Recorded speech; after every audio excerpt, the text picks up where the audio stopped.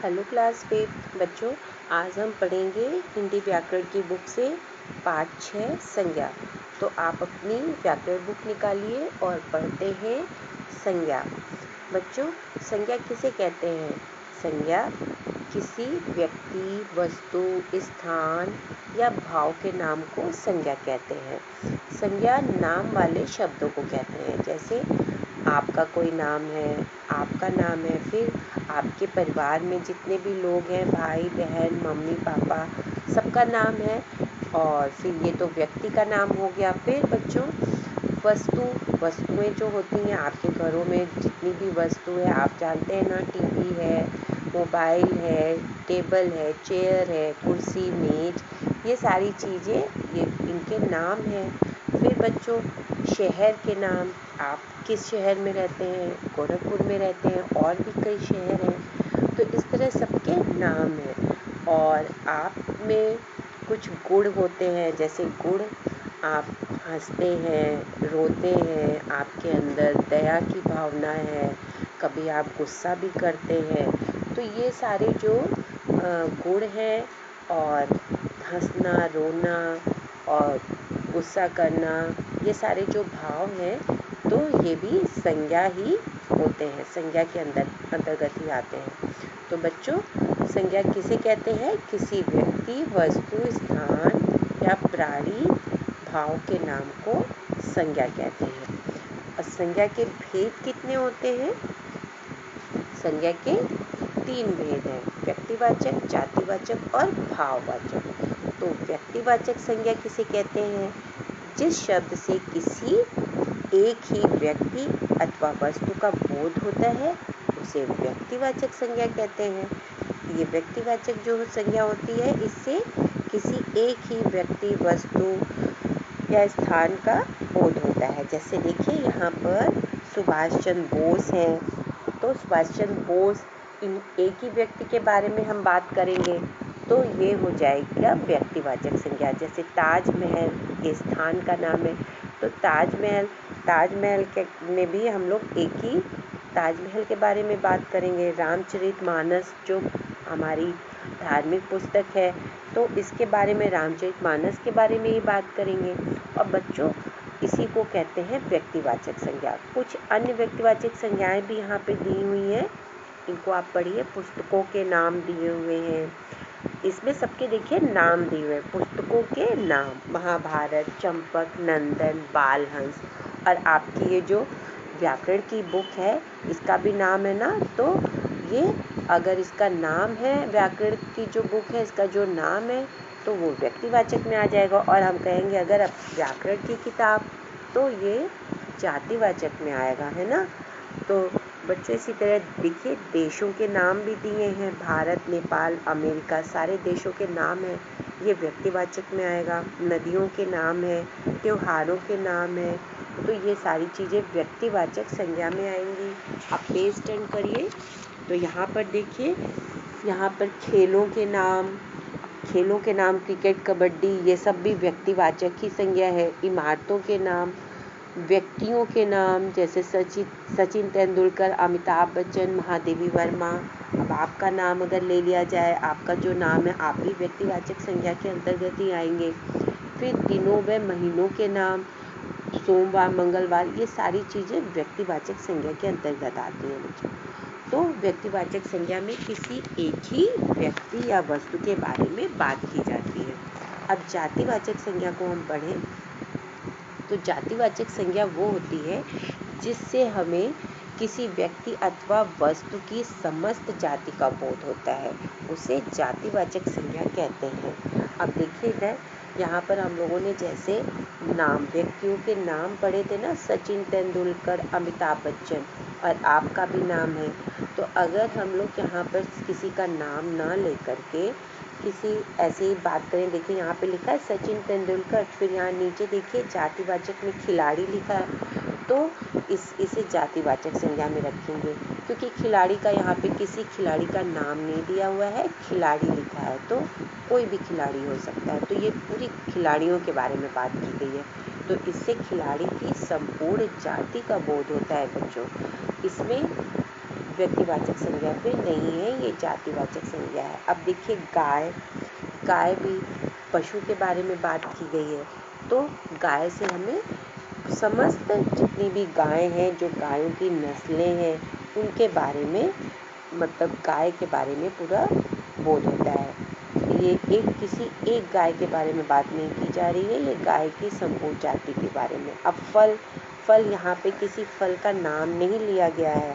देखिए पपीता है, केला है, अंगूर है, अगर हम इसका नाम लेते तब तो फिर ये व्यक्तिवाचक संज्ञा में आ जाता। जैसे पपीता अगर मैं बोलती तो पपीता फिर व्यक्तिवाचक में आ जाता, लेकिन यहाँ पर फल लिखा हुआ है तो फल से फलों की संपूर्ण जाति का बोध होता है। तो बच्चों इस तरह हमें पता चला कि जातिवाचक संज्ञा में किसी व्यक्ति, वस्तु या स्थान की समस्त जाति का बोध होता है, उसे जातिवाचक संज्ञा कहते हैं। व्यक्तिवाचक और जातिवाचक संज्ञाओं में बच्चों अंतर यही होता है कि व्यक्तिवाचक में किसी वर्ग के एक ही का बोध होता है और जो जातिवाचक होती है उसमें समस्त का बोध होता है।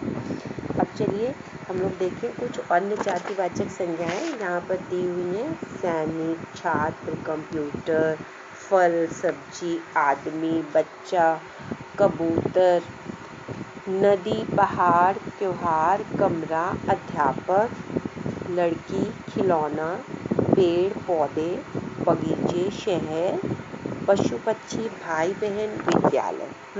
विद्यालय, अगर विद्यालय का यहाँ पर नाम होता, अगर विद्यालय का नाम बोला जाएगा जैसे आपके विद्यालय का नाम, तो वो व्यक्तिवाचक में आ जाएगा, लेकिन यहाँ पे सिर्फ विद्यालय है तो फिर ये जातिवाचक में आएगा। तो बच्चों आपको व्यक्तिवाचक और जातिवाचक समझ में आ गया। अब आगे चलते हैं, हम लोग भाववाचक संज्ञा पढ़ते हैं। भाववाचक संज्ञा वह होती है जिसमें किसी भाव, दशा, अवस्था, गुण, दोष का बोध हो। जैसे मैंने बताया ना कि आपके अंदर भी गुण है, दोष है, आप कभी हंसते हैं, रोते हैं, कभी गुस्सा करते हैं, कभी आपके अंदर दया आती है, कभी आप किसी से नफरत भी करते हैं। तो ये सारे जो भाव हैं तो इन्हीं को भाववाचक संज्ञा कहते हैं। देखिए बच्चों इसमें लिखा है जैसे मित्रता, बचपन, बुढ़ापा, हरियाली, मोटापा, क्रोध आदि, ये सब भाववाचक संज्ञाएं हैं। भाववाचक संज्ञाओं की रचना कैसे की जाती है ये देखिए। जैसे कि जातिवाचक संज्ञा से भी भाववाचक संज्ञा बनाई जाती है। यहाँ पे देखिए नीचे लिखा है जातिवाचक संज्ञा। जैसे जातिवाचक संज्ञा है मित्र, तो इसमें आप पीछे वो लगा देंगे प्रत्यय ता, तो मित्रता भाववाचक संज्ञा हो गई है।